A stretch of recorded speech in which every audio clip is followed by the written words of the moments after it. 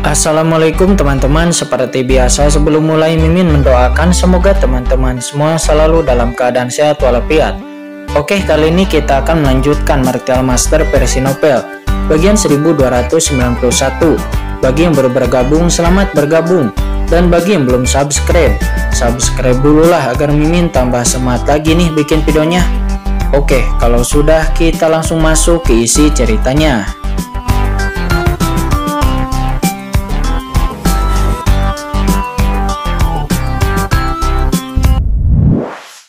Gelap yang menyelimuti mereka ternyata adalah kekuatan keluarga kerajaan kegelapan. Keluarga kerajaan kegelapan itu adalah pemimpin legendaris klan kegelapan ketika iblis menyerbu surga dan menyerang umat manusia. Justru karena bantuan klan kegelapan mereka bisa memenangkan perang. Apa sebenarnya tempat ini? Tempat ini sebenarnya menekan penguasa keluarga kerajaan kegelapan. Orang-orang kuat ini muncul dari lautan kosmos dan kekuatan mereka jauh melebihi kemampuan mereka. Di sisi lain, Xiao Jin membawa banyak ahli yang mulia surgawi dari keluarga Xiao dan juga Poi Tianjun.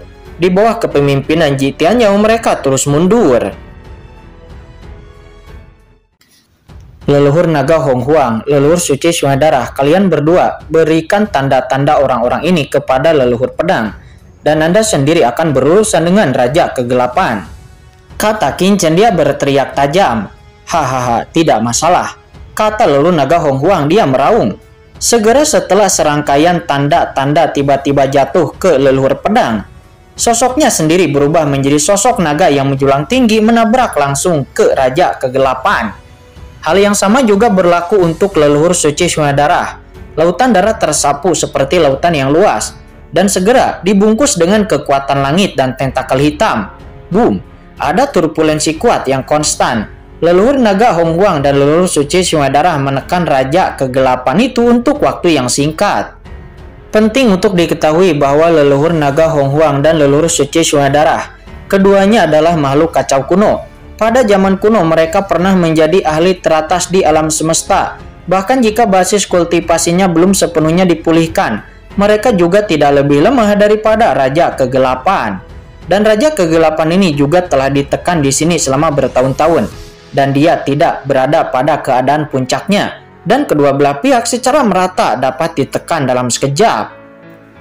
Raja Kegelapan ini memang agak aneh, kata leluhur naga. Dia saling bentrok satu sama lain, menderu. Satu demi satu bayangan naga sejatinya tersapu, dan setiap naga sejati menghadapi tentakel dan setiap pukulan mengejutkan langit. Anak ini, kata leluhur pedang, dia nampak terkejut. Dia merasakan kekuatan Rungne memasuki tubuhnya. Itu adalah tanda kehidupan dari Xiao Dao dan yang lainnya. Dan dengan tanda kehidupan ini, dia dapat dengan mudah mengendalikan pihak lain dengan kekuatannya. Tapi membuatnya merutkan kening bagaimana Qin Chen bisa menyerahkan orang-orang ini. Master pedang abadi di samping saat ini hanyalah tercengang. Kesempatan bagus melihat leluhur naga dan leluhur suci Suadarah benar-benar dapat menghalangi Raja Kegelapan. Qin Chen pun segera berteriak, "Senior leluhur pedang, apa yang masih Anda tunggu? Biarkan orang-orang ini memasuki peti mati perunggu dan menggantikan senior Ye Guang, senior King Sui Guhua dan juga yang lainnya," kata Qin Chen. Oh, jadi seperti ini, kata leluhur pedang. Dia tiba-tiba tergerak. Pada saat ini dia akhirnya memahami tujuan Qin Chen. Tujuan Qin Chen yaitu untuk menekan orang-orang ini di peti mati perunggu, membakar hidup mereka dan menekan Raja Kegelapan. Meskipun orang-orang ini tidak kuat dalam kekuatan, namun mereka tidak lebih buruk daripada Taiyin Liuli Supreme. Namun ada juga kekuatan Supreme di antara beberapa orang ini, dan salah satunya meskipun tidak Supreme, hanya satu langkah dari ranah Supreme, dan yang lainnya juga merupakan kekuatan Tianjun. Dan jika orang-orang ini bersatu, jika mereka rela mengorbankan hidup mereka di peti mati perunggu untuk menekan Raja Kegelapan, maka efeknya mungkin tidak jauh lebih lemah dari jiwa yang tersisa dari Taiyin Liuli Supreme mengorbankan dirinya sendiri. Dengan cara ini, sangat mungkin untuk menekan Raja Kegelapan sampai mati dan bahkan menyebabkan kerusakan besar padanya. Namun tidak mudah bagi orang-orang ini untuk memasuki peti mati perunggu untuk mengorbankan hidup mereka. Yang mulia Pancur Bintang, Yang mulia Jiyu dan juga Rulong sebelumnya bisa saling ditekan sesuka hati ke peti mati perunggu dan lalu membakar hidup mereka. Itu karena mereka hanyalah ahli. Yang mulia, ahli yang cukup lemah, tetapi orang-orang di depan ini yang terlemah itu adalah ahli Tianjun dan tidak mudah untuk membuat mereka bersedia berkorban. Leluhur pedang lalu mengangkat tangannya dan tiba-tiba aura orang-orang ini melonjak menuju peti mati perunggu yang bersinar di bawah untuk menekan mereka. Apakah kamu leluhur pedang Tongtian? Kata Xiao Dao. Dia dan yang lainnya telah merasakan kekuatan yang menakutkan dari leluhur pedang saat ini, dan ekspresi-ekspresi mereka telah berubah satu persatu. Ledakan. Pada saat yang sama, peti mati perunggu yang tak terhitung jumlahnya di bawah nampak bergetar, dan sosok bayangan-bayangan muncul. Itu adalah Yang mulia Ye Guang, Yang mulia King Shui Guhua, Yang mulia Api Langit, Yang mulia Wan Ling Demon Iblis, dan Yang mulia Juge Rulong, juga Yang mulia Pengacur Bintang, dan juga Yang mulia Jiyuyui. Nampak mereka semua muncul. Ini adalah begitu orang-orang ini muncul, mereka semua merasakan perubahan yang tidak normal di sini dan mereka semua menunjukkan kejutan. Namun, hanya 10 tahun kemudian aura beberapa orang sangat suram. Terlihat sangat jelas bahwa jiwa mereka rusak, hidup mereka hilang, dan mereka sekarat. Qin Chen. Mata King Shui Guhua jatuh kepada Qin Chen dan mereka semua terkejut. Hanya beberapa tahun kemudian Qin Chen benar-benar muncul lagi. Beberapa senior, leluhur pedang senior akan membebaskan kalian nanti. Ketika itu kalian akan mengikuti saya dan memasuki dunia saya. Dan saya akan menyehatkan semangat Anda dan membiarkan para senior pulih lagi. Kata Qin Chen. Dia berdiri dengan bangga di langit dan berkata dengan suara yang dalam. Ketika suaranya itu jatuh, Xiao Dao dan yang lainnya terus-menerus ditekan. Tidak, Xiao Dao dan yang lainnya mencoba yang terbaik untuk melawan dan mencegah diri mereka untuk tidak memasuki peti mati perunggu itu.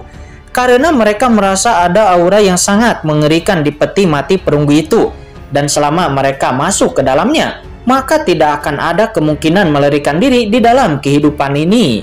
Bukan hanya karena napas peti mati perunggu, tetapi karena peti mati perunggu yang tak terhitung jumlahnya itu telah membentuk serangkaian besar. Dan serangkaian formasi besar ini sepertinya digunakan untuk menyegel keberadaan Raja Kegelapan di bawah tanah. Xiao Dao dan semuanya, kita tidak boleh ditempatkan di peti mati perunggu itu. Ini adalah formasi pengorbanan hidup. Anak Qin Chen itu ingin kita menggantikan orang-orang ini.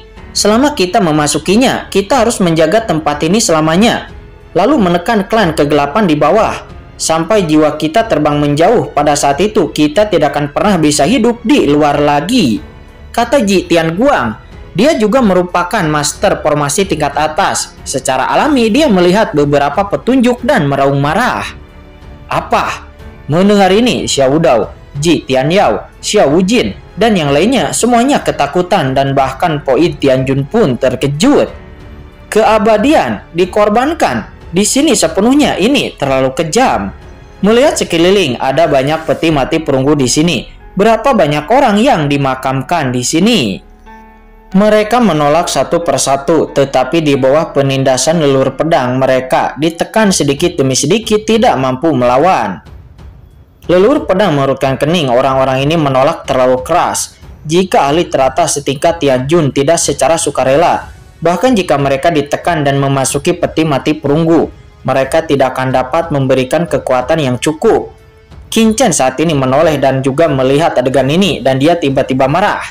Dia terbang dengan dingin dan lalu berkata dengan dingin, "Poi Tianjun, apakah Anda masih ingin ras Anda tetap hidup?" Mendengar itu ekspresi Poi Tianjun mati lemas. Dia ingin rasnya bertahan hidup.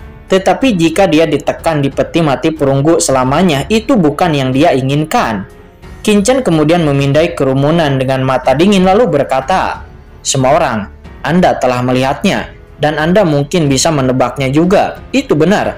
Tempat ini adalah daerah terlarang dari Papilun Pedang Tongtian. Dan di bawah daerah terlarang ini, Raja Kegelapan ditekan." Saat itu, untuk melindungi surga, banyak leluhur Papilun Pedang Tongtian bersedia menjaga tempat ini dengan tubuh mereka sendiri dan menekan Raja Kegelapan selama ratusan juta tahun. Namun sekarang segelnya longgar. dan Raja Kegelapan sudah keluar dari masalah.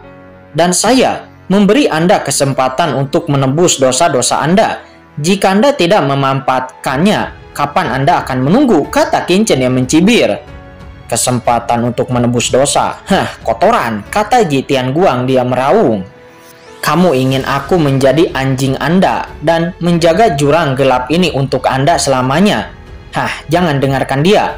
Sekarang Raja Kegelapan akan keluar dari masalah. Tanpa kita, dia tidak akan bisa menekan lawan sama sekali. Dan setelah Raja Kegelapan keluar dari masalah, maka kita akan bebas. Ji Tianyao meraung. Dia tidak akan berani membunuh kita, karena dia tidak akan bisa menekan Raja Kegelapan jika dia membunuh kita. Kata Ji Tianyao. Dia meraung. Dia juga seorang pahlawan dan dia bisa melihat kondisi Qin Chen hanya dengan sekilas. Idiot, kata Qin Chen matanya dingin. Memang tujuan Shenggong Supreme memberi mereka kepada Qin Chen adalah untuk membiarkan mereka semua datang ke jurang pemakaman ini untuk menekan Raja Kegelapan.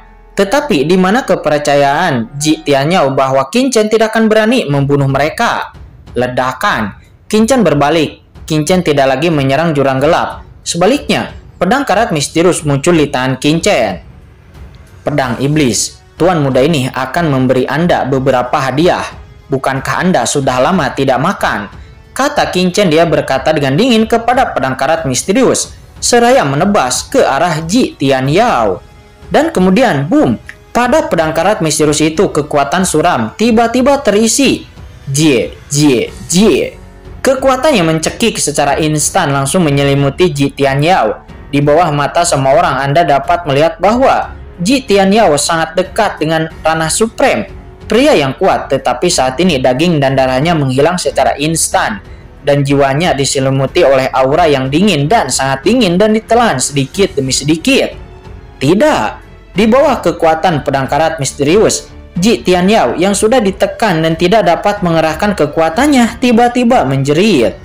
Dengan sentuhan keengganan dan keputusasaan di matanya, Ji Tianyao meraung. Tidak, mengapa? Saya tidak ingin mati.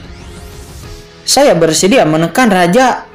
Namun sebelum dia menyelesaikan kata-katanya, boom, sumber tertinggi yang luas dan tak tertandingi muncul dari tubuh Ji Tianguang, tetapi pada saat ini itu ditelan dan rusak dalam sekejap. Sumbernya secara langsung terpecah. Ji Tianyao masih memiliki sentuhan kehendak dengan keendanan, tetapi dia langsung ditelan oleh kekuatan dingin pada pedang karat misterius. Tidak memberi kesempatan kepada Ji Tianyao untuk melawan. Jarang ditelan, dan dia langsung ditelan oleh pedang karat misterius. Aku tidak berdamai. Teriakan terakhir Ji Tianyao bergema sebelum kemudian seluruh sosoknya pun menghilang berubah menjadi abu. Siapa lagi yang berpikir bahwa saya tidak berani membunuh? Kata Qin Chen. Dia melihat ke bawah dengan ekspresi dingin.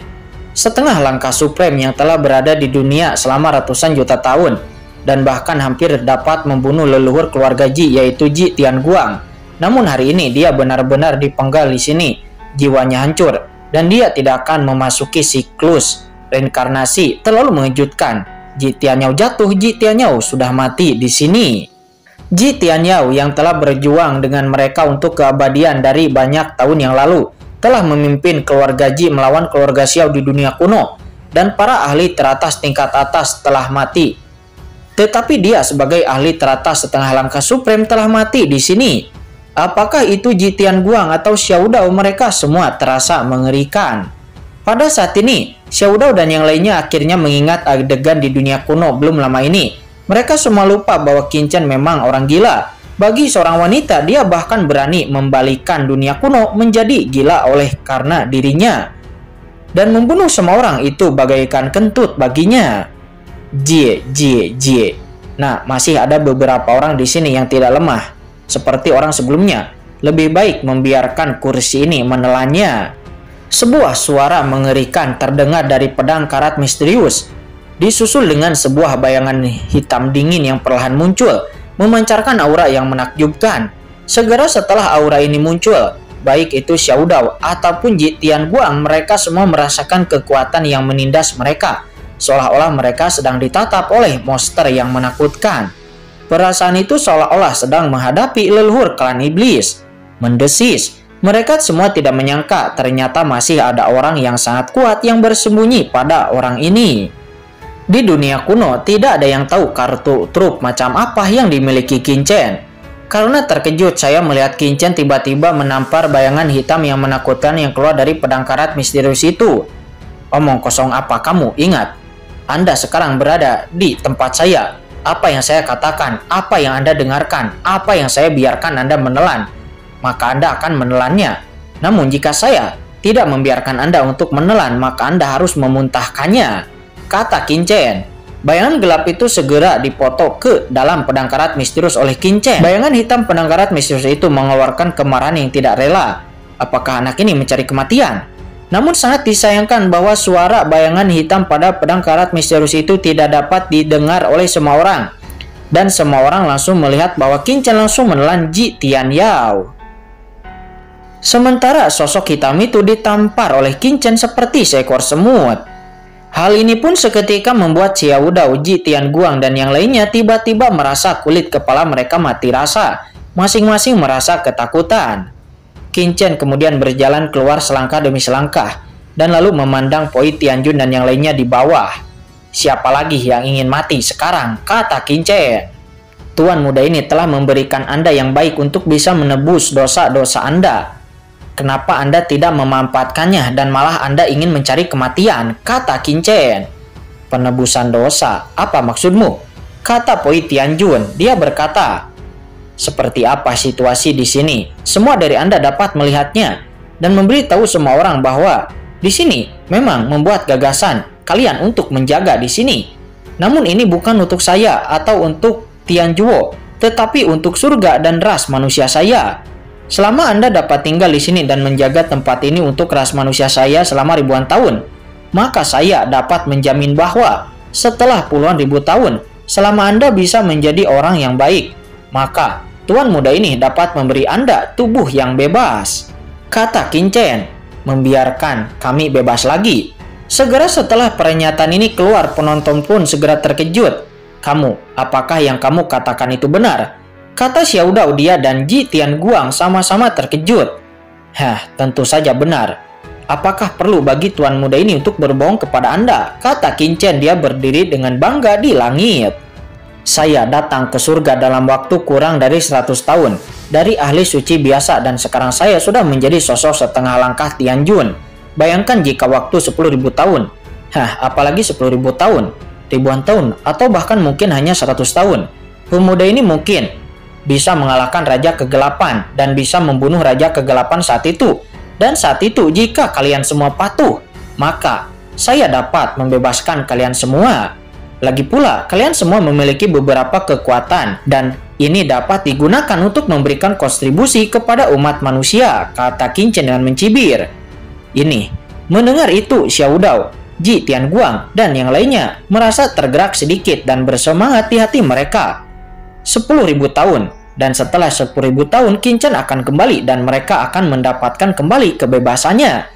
Jika itu benar, maka mungkin tidak mustahil bagi mereka untuk bisa masuk ke peti mati perunggu itu. Alasan mengapa mereka dengan marah menolak adalah karena mereka tahu bahwa mereka akan mati, jadi siapa yang mau melakukannya? Tetapi jika ada harapan hidup, lalu siapa yang ingin mati? Masuklah ke peti mati perunggu dan tekan Raja Kegelapan. Jika Anda mau, maka Anda akan selamat. Namun jika Anda tidak mau, maka tuan muda ini akan menembak Anda dan membunuh Anda di tempat, kata Qin-Chen. Setelah mengatakan itu, boom, Qin-Chen mendesak aura yang menakutkan dan pedang karat misterius di tangannya bersinar dengan dingin. Dan selama mereka tidak mengatakan apa-apa, maka Qin-Chen akan segera memenggal kepala mereka.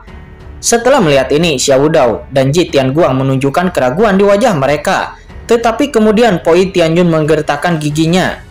Jika saya melakukan ini, setelah 10.000 tahun saya akan bebas lagi. Dan orang-orang dari ras saya dan klan binatang buas kuno saya di ruang Sengong Supreme, apakah akan selamat? Kata Poi Tianjun. Ya, jika Anda patuh, saya dapat menengahi kepada Sengong Supreme untuk membela ras Anda, kata Qin-Chen. Dia berkata dengan dingin. Tetapi orang-orang ini sangat bertele-tele. Cepatlah, tuan muda ini tidak memiliki banyak kesabaran. kata Qin Chen. Dia melangkah maju, matanya dingin. Karena dia merasa bahwa leluhur naga Hong Huang dan leluhur suci semua darah tidak dapat bertahan lagi. Bagaimanapun, leluhur naga dan leluhur suci semua darah, tubuh mereka belum sepenuhnya kental, dan basis kultivasi mereka juga belum sepenuhnya dipulihkan. Oke, saya akan percaya kepada Anda, kata Poi Tianjun. Dia menggertakkan giginya. Sosoknya berayun dan dia terbang lurus ke bawah. Xiao Dao dan Ji Tianguang saling memandang dan lalu berkata, "Baiklah, kami akan mempercayai Anda." Wush, mereka semua pun terbang satu persatu. Jika Qin Chen berbicara dengan baik, mereka mungkin tidak akan mempercayainya. Tetapi sikap Qin Chen saat ini membuat mereka bertekad. Namun juga ngomong-ngomong, mereka jika tidak melakukannya mereka akan mati. Tetapi jika mereka melakukannya akan ada kesempatan untuk bisa hidup lagi. Oleh karena itu, mereka pun bersedia untuk mencobanya. Leluhur pedang, buka peti mati, kata Qin Chen. Dia berteriak dengan tajam.